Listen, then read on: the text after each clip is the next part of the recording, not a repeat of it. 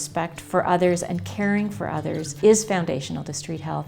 The caring and community aspect of street health is really, I think, one of the things that makes it very special. Anyone is welcome. I think the intent is that, it's not about putting up barriers, it's about breaking those down.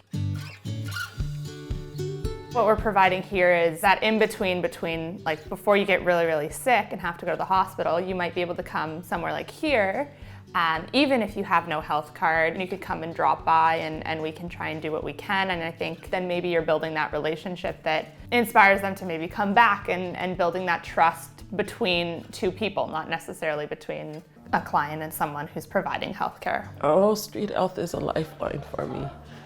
I get meals twice a week, so they make sure I'm fed. They have the healthcare system, so if I can't get hold of my doctor, which I haven't been able to many times, I can come here. I don't have to make appointments. I don't have to wait 6 hours in the hospital.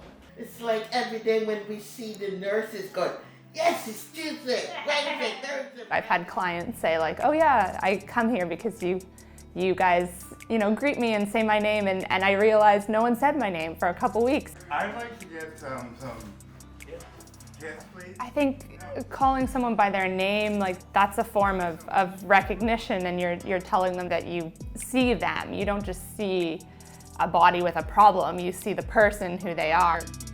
I used to stay in the park, and some of the staff would come and they would drop off some snacks and toiletries and personal care items, and they would ask me if I wanted, and I would take. And then another time the person said, come to Street Health and see what we have to offer. So it took me about a month and a half before I took up the invitation offer, because I just didn't want to go back into the system again. I felt embarrassed and ashamed.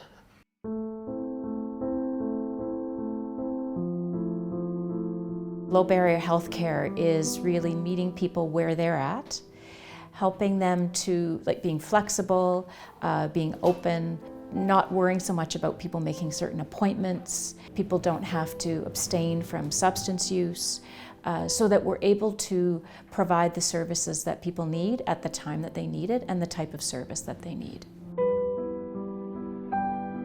We are living in the middle of a crisis here, and you can see it around the Dundas and Sherbourne area.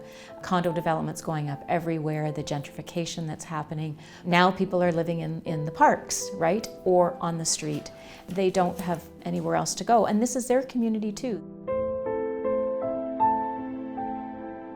There are services that are only funded through donations at Street Health, and one of those is the overdose prevention site.